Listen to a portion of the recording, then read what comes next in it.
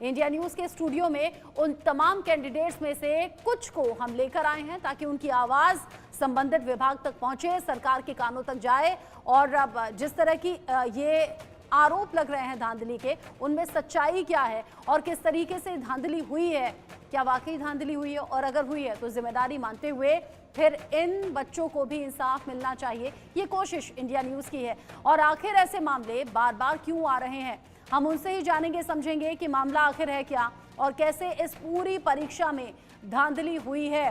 पहले नीट का एग्जाम, फिर नेट का एग्जाम, ऐसे तमाम सवाल उठ रहे हैं एनटीए की कार्यशैली पर भी। एनटीए यानी कि नेशनल टेस्टिंग एजेंसी, और उसके जरिए एक के बाद एक अगर धांधली होगी तो सवाल बहुत से उठ जाएंगे। मेरे साथ स्टूडियो में कुछ ऐसे ही स्टूडेंट्स मौजूद हैं और इंडिया न्यूज संवाददाता आदित्य भी मेरे साथ स्टूडियो में मौजूद हैं। आदित्य, इन सब स्टूडेंट्स को इकट्ठा करके ले आए हैं ताकि इनकी आवाज सरकार के कानों तक हम पहुंचा सकें। आदित्य, आपके साथ भी कुछ स्टूडेंट मौजूद हैं जो मेरे साथ में मौजूद हैं, उनसे बातचीत में शुरू करती हूँ। आप जरा बताइए, ये जो एग्जाम होना था पेटेंट अधिकारी की नियुक्ति के लिए, किस तरह की धांधली हुई और कैसे मिसगाइड किया गया? हाँ, तो मेरा नाम अभिषेक है और मैं इसमें कैंडिडेट भी हूँ और इस पिटिशन में पिटिशनर भी हूँ। तो ये जुलाई 2023 में वैकेंसी निकलती है examiner of patents and designs के पोस्ट के लिए। 553 पोस्ट थे टोटल। सबसे पहले ये एग्ज़ाम QCI के द्वारा कराया जाना था। QCI ने इसकी प्रीलिम्स 3 सितंबर को कराया, लेकिन उसमें बहुत सारी अनियमितताएं देखने को मिली। जैसे में बायोमेट्रिक वेरिफिकेशन नहीं थी, सीटिंग अरेंजमेंट फिक्स नहीं थी, एक लड़का दूसरे के साथ अपने दोस्त के साथ बैठ के एग्ज़ाम दे रहा था।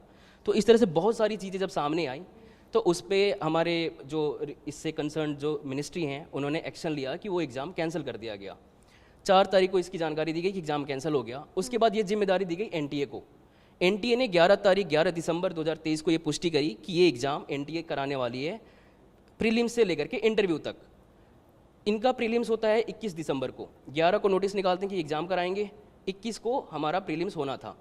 16 तारीख को इंटीमेशन दी जाती है कि कौन से शहर में एग्ज़ाम होने हैं। हाँ। उसमें बहुत सारी दिक्कतें ये हुई कि एक कैंडिडेट है, एक नहीं मतलब ऐसे कई हैं, तो उनमें से क्या है कि वो छत्तीसगढ़ से हैं, छत्तीसगढ़ के बिलासपुर शहर से हैं और एक बिलासपुर हिमाचल प्रदेश में भी है।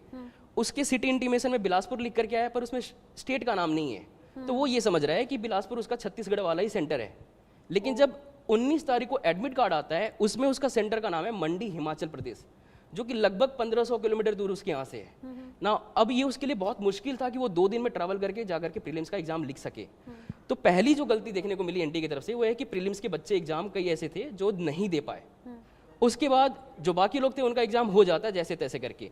21 को एग्जाम हो जाता है प्रीलिम्स का। 10 जनवरी को उस प्रीलिम्स का रिजल्ट आता है, 10 जनवरी 2024 को। ये रिजल्ट एक दिन में नहीं आता, ये रिजल्ट आता है 4-5 दिनों में। तो हमारा पहला सवाल जो एनटीए से और हमारी मिनिस्ट्री से भी ये है कि जब 10 तारीख को रिजल्ट आता है कुछ बच्चों का, तो कट ऑफ डिसाइड कैसे हुआ? हाँ। कैसे डिसाइड हुआ कि कौन सा कैंडिडेट है उसको मेंस में बैठने का मौका मिलेगा और किसको नहीं मिलेगा, जब आप 15 तारीख तक रिजल्ट देते रह गए? इसका कोई जवाब हमें एनटीए से नहीं मिला। हमने उनको रिप्रेजेंटेशन दिया था ईमेल वगैरह के थ्रू भी। उसके बाद ये मेंस की बात आती है। 25 जनवरी को मेंस होना था। अब उसमें भी क्या होता है कि 24 तारीख तक ये एडमिट कार्ड में करेक्शन करते रह गए। एडमिट कार्ड में अचानक से सेंटर चेंज कर दी। जिन लोगों को ये जानकारी मिल पाई वर्ड ऑफ माउथ से, एक दूसरे से सुन करके या सोशल मीडिया से, वो लोग 25 तारीख एग्जाम दे पाए, पर जिनको नहीं मिली वो रह गए। और ऐसे 1037 कैंडिडेट्स हैं जो एनटीए बताती है। हाँ। अब उनका एग्जाम बिना किसी पब्लिक नोटिस के ये क्या करते हैं कि 2 फरवरी को उन सिर्फ कैंडिडेट्स को चुपके से ईमेल भेज दी जाती है। इसकी पब्लिक नोटिस नहीं है, बाकी किसी को नहीं जानकारी है। अब इसका नुकसान ये हुआ कि वो 1037 को भी ये पता नहीं चल पाया कि उनके एग्जाम होने वाले हैं 5 तारीख को। तो जो लोग मेल देख पाए वो एग्जाम अटेंड कर पाए और ऐसी संख्या है मात्र 258 एनटीए के रिकॉर्ड के अकॉर्डिंग। ऐसी बहुत सी चीजें हैं अभिषेक जिनका जिक्र आपने किया, और लोगों को भी आप बोलने का मौका दे दें। यहाँ एंड मोमेंट पर सेंटर बदल देना, स्टूडेंट्स तक ये जानकारी पहुंचना नहीं, फिर उनका एग्जाम छूट जाना, और जैसा भी अभिषेक ने बताया कि दोबारा एग्जाम रखा भी गया उसका भी इंटीमेशन लोगों तक पहुंचा नहीं, बहुत से लोगों का फिर से एग्जाम छूटा। लेकिन इन सब के बीच में खबरें ऐसी भी हैं कि कुछ लोगों को मेंस में फायदा दिलाने के लिए ये सब कुछ हुआ है। जी मैम, मैं अभिषेक की बात को यहाँ से कंटिन्यू करता हूँ। जैसा अभिषेक ने कहा कि कुछ लोगों का मेंस फिर से कंडक्ट किया गया। हाँ। तो जब हम लोगों को ये चीज़ें पता चली कि फिर से मेंस हो रहा है, तो बच्चों में क्यूरियोसिटी जगी कि जब 25 जनवरी को मेंस का एग्ज़ाम हो चुका है तो दोबारा क्यों हो रहा है। तो एनटीए को मेल्स भी किए, कॉल भी किया, तो वहाँ से पता चला कि कुछ बच्चों का एग्ज़ाम छूट गया था। नेग्लिजेंस या टेक्निकल ग्लिच का उन्होंने नाम दिया कि हमारी गलती थी, हमारी गलती की वजह से ऐसा हुआ, इसलिए हम दोबारा करा रहे हैं। बट उन्होंने कोई प्रायर नोटिस नहीं दी, कोई पब्लिक नोटिस नहीं दी। जब बच्चों का ये दबाव बढ़ा तो बाद में next day ministry of commerce and industry के अंडर सेक्रेटरी का 6 फरवरी को एक नोटिस रिलीज होता है। उसके बाद में ये पता चलता है कि कुछ बच्चों का मेंस 5 फरवरी को कंडक्ट कराया गया। अच्छा। उसके बाद में अभी क्या होता है, ये कहानी और आगे बढ़ती है। तो हमारा रिजल्ट डिक्लेयर होता है 26 मार्च को 2023 को, 26 मार्च को रिजल्ट डिक्लेयर होता है 26 मार्च को।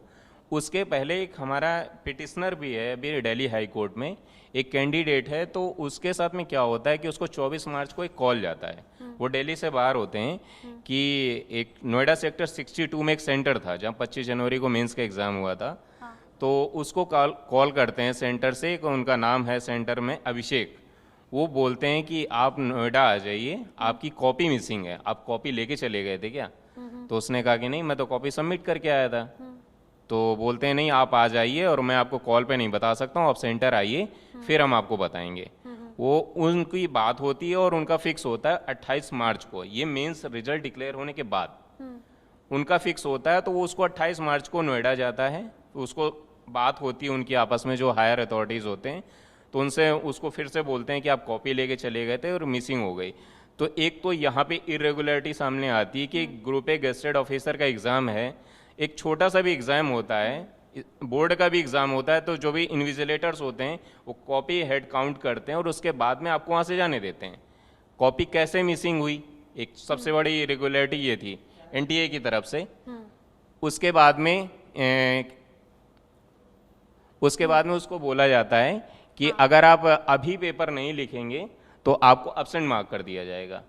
उसके बाद में उसको टाइम दिया जाता है 28 मार्च को 4 बजे से शाम को 7 बजे तक, 3 घंटे में वो पेपर लिखता है। और दूसरी सबसे बड़ी बात यहाँ पे ये है कि उसको वही पेपर दिया जाता है जो उसको 25 जनवरी को दिया गया था, सेम क्वेश्चन पेपर।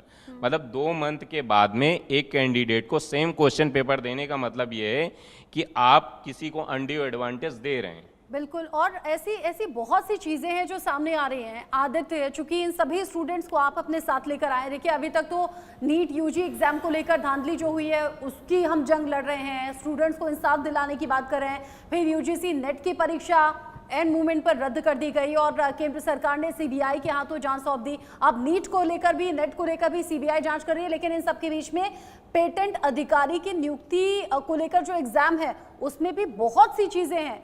हम तो नेट और नीट में अभी बात कर ही रहे थे, यहाँ एक और धांधली और इसमें भी एनटीए का इन्वॉल्वमेंट। आदित्य जी बिल्कुल, आपने सही कहा कि जिस तरीके से ये पूरा का पूरा मामला है, और ये मामला अगर हमने नहीं उठाया होता तो ये समझ लीजिए कि पेटेंट अधिकारी जो पूरा का पूरा मामला है ये दब गया होता। इन बच्चों ने हमसे संपर्क किया क्योंकि हमने शुरुआत से ही एनटीए के मामले को उठाया था। एनटीए के जितने भी चाहे नीट का मामला हो या नेट का मामला हो, उस मामले को हमने उठाया। उसके बाद इन बच्चों ने हमसे संपर्क किया था और हमने इस बात को कहा कि ठीक है, हम इस पर काम करेंगे, उस पर दिखाएंगे। मेरे साथ मोहसिन है। मोहसिन 4 साल से तैयारी कर रहे हैं और 4 साल से तैयारी करने में लाखों रुपए खर्च हुए, नौकरी अभी नहीं कर रहे हैं इस वक्त भी। और जब ये रिजल्ट आया है, अभी जो जिस तरीके से एनटीए का मामला आया है, इससे पहले ये कोर्ट में ये जा चुके थे मामले में कि इसमें जांच हो, सीबीआई जांच हो, या जिस तरीके से भी जो भी फर्जीवाड़े हुए हैं उस मामले में जांच के लिए ये जा चुके थे। हालांकि जिस दिन इनकी सुनवाई थी उस दिन किसी कारणवश शाम हो जाने की वजह से बेंच उठ चुका था, इस वजह से उस पर मामला नहीं सुनवाई हो पाई। उसके बाद अभी 3 तारीख को इनका मामला है। सवाल ये सबसे बड़ा ये खड़ा होता है कि आप समझिए कि गैजेटेड अधिकारी का जो पूरा का पूरा ये मामला है, गैजेटेड जो ऑफिसर्स की भर्ती का मामला है, ए ग्रेड का मामला है, इसमें इतनी बड़ी, जैसे कि सिविल सर्वेंट्स की जो परीक्षाएं होती हैं, जो सिविल सर्वेंट्स की जो बहाली होती है, उस तरीके की यह परीक्षा है और उसमें भी इतना बड़ा जो गोलमाल है वो दिखाई देता है। जो इसमें सबसे सक्की सुई जो है वो दिखाई ये देती है कि जिस तरीके से कुछ बच्चों को, जैसे एक हमारे साथी जो हैं बता रहे थे कि एक बच्चे को सेक्टर 62 वाले जो एग्जाम सेंटर, वहाँ से कॉल आया था और वहाँ से कहा गया कि आप पेपर्स लेकर भी स्टूडेंट आपके साथ में बैठे हुए हैं, क्या कुछ दिखाना चाहते हैं, क्या कुछ बताना चाहते हैं? क्योंकि अभी तक की जो बातें हमने सुनी है वो बहुत हैरान भी कर रहे हैं और एनटीए की कार्यशैली को लेकर परेशान भी करने वाली हैं। जी इससे ये मुसीन ये ही बताएं, सबसे ज़्यादा बेहतर ये रहेगा कि किस तरीके से है इसमें। सर ये सारे प्रूफ हैं हमारे पास, मेल्स हैं जो एनटीए की तरफ से हमें मिले हैं। इसके अंदर उन्होंने जो लास्ट मोमेंट पे सारे जो अपने स्केड्यूल चेंज करे हैं, नंबर ऑफ कैंडिडेट्स जिन्होंने अप्लाई करा था और कितने बच्चे इसके अंदर अपीयर हुए थे, ये सारे वो डॉक्यूमेंट्स हैं हमारे पास। ये शुरू से एंड तक अब ये फाइल लगती जा रही है, बंडल बनता जा रहा है। इसके अंदर सर 89 बच्चों ने अप्लाई, 89,000 बच्चों ने इसके अंदर अप्लाई करा था और सिर्फ 30,000 ही अपीयर हुए थे, यानी 130 अपीयर हुए थे। 2/3 तो एग्ज़ाम प्री वाले में पहुंच ही नहीं पाए थे, क्योंकि लास्ट मोमेंट पे जब किसी का सेंटर चेंज हो जाएगा सर तो किसी को पता ही नहीं चलेगा। और एग्ज़ाम था हमारा ये 21 दिसंबर को और रोल नंबर आया था 19 दिसंबर को। अब उस 19 दिसंबर को अगर कोई बच्चा डाउनलोड कर लेगा और उसके बाद भी अगर आप जो है चेंज कर दोगे सेंटर, तो फिर हमें कहाँ से पता चलेगा कि हमारा सेंटर दोबारा चेंज हो सकता है।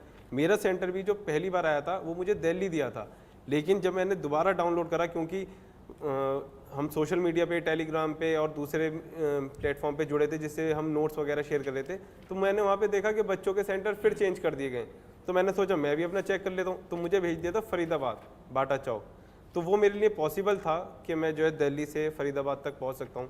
लेकिन जिन बच्चों को छत्तीसगढ़ से हिमाचल पहुँचा दिया, तो ऐसे बहुत सारे बच्चे थे जो दे ही नहीं पाए एग्ज़ाम, तो उनका क्या।